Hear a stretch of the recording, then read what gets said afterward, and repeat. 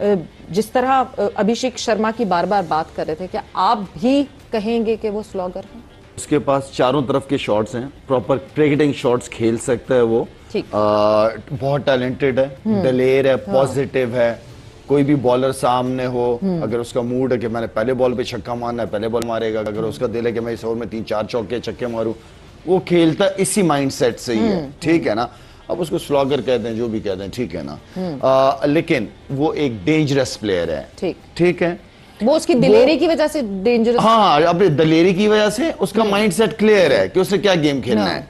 ये अभिषेक जैसा प्लेयर है, तगड़ा प्लेयर है, नो डाउट। यंग बच्चा है और जान है हाथ में उसके।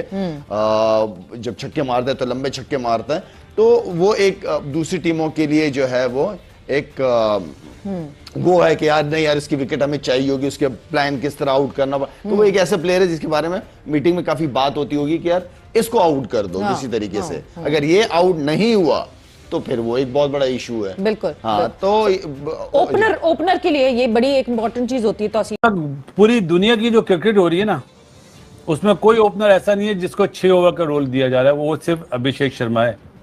गौतम ने उसको बोला तुमने सिर्फ 6 ओवर खेलने हैं, 6 ओवर के बाद तुम 7वें ओवर की पहली बॉल पे आउट हो जाओ, आई डोंट केयर। तो वो प्लेयर है जो 6 ओवर में बिल्कुल वन साइड मैच कर देता है। तो उसको एक रोल दिया गया ना, तो वो उस रोल से हट नहीं रहा। हाँ, अगर उसको रोल दे दिया जाए भाई आपने 15 ओवर तक आउट नहीं होना, तो वो अपना गेम चेंज करेगा फिर। बिल्कुल ऐसे ही है। तो ये रोल दिया हुआ है। अब साथ में आप ये देखो, जब अभिषेक आउट होता है तो ईशान किशन पहली 2-4 बॉलें आराम से खेलता है, वरना जब अच्छा स्टार्ट मिला होता है वो पहली बॉल पे छक्का मारता है। लेकिन तो सबके रोल डिवाइड करे हुए हैं। और सबसे अच्छी चीज ये है कि वो चारों तरफ खेलता है। ऐसा नहीं है कि अगर आप किसी भी बैट्समैन का स्ट्राइक रेट देखें ना, जिसका 2025 में 200 से ऊपर का स्ट्राइक रेट है और 50-60 से ऊपर की एवरेज है उसकी, 190 करीब। तो ठीक है, ओवरऑल तो 190 से ऊपर का है। तो अगर आप ऐसे बैट्समैन की स्ट्राइक रेट देखें ना, तो एवरेज आपको इतनी नजर नहीं आएगी, एवरेज 15-20 की नजर आएगी, या वो सिर्फ आपको एक साइड पे खेलता हुआ नजर आएगा। वो हर तरफ खेलता है। ये बहुत बड़ी क्लास है उसकी। और ये जिस किस्म की बैटिंग करता है ना, ये जिस तरह आके इम्पैक्ट डालता अपना, मेरे हिसाब से कि मैं ये शायद ये वर्ड उसके लिए अभी बोल रहा हूं, लोग बोले यार जल्दी है, वो एक मतलब यानी एक वर्ल्ड क्लास, मतलब यानी उस तरफ जा रहा है ये, ऑन वे टू, बिल्कुल ये वर्ल्ड क्लास की तरफ जा रहा है। मैं सिर्फ T20 की क्रिकेट के हिसाब से बात कर रहा हूं, मैं अभी इसको वनडे या टेस्ट में नहीं लेके आ रहा।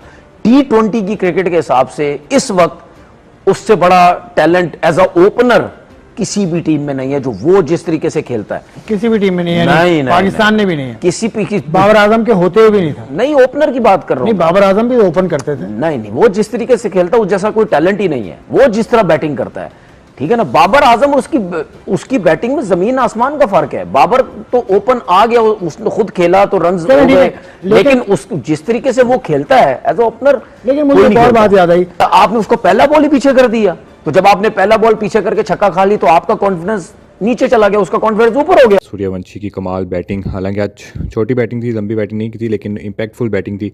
हमेशा की तरह 16 गेंद उन्होंने खेली, 43 रन बनाए उन्होंने, 3 चौके और 5 छक्के, यानी 16 में से 8 गेंदें जो थी वो बाउंड्री के बाहर गई थी। 268 का उनका स्ट्राइक रहा था और इसी तरह बैटिंग करते हैं वो।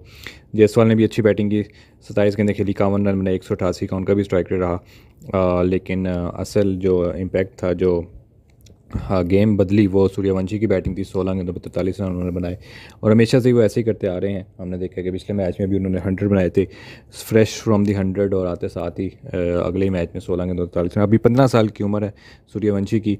अब पता नहीं थोड़ा मज़ीद उम्र में बड़े होंगे तो क्या क्या हाल करेंगे, लेकिन वो अपना केस मजबूत से मजबूत करते जा रहे हैं for the induction in the Indian national team.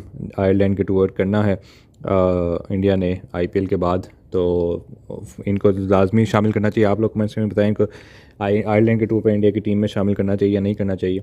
Ireland एक छोटी टीम है, तो उनके खिलाफ ज़रूर इनको मौका देना चाहिए, इंटरनेशनल लेवल का मज़ा चखाना चाहिए। अंडर 90 लेवल पर तो धूम मचा चुके हैं, IPL में भी धूम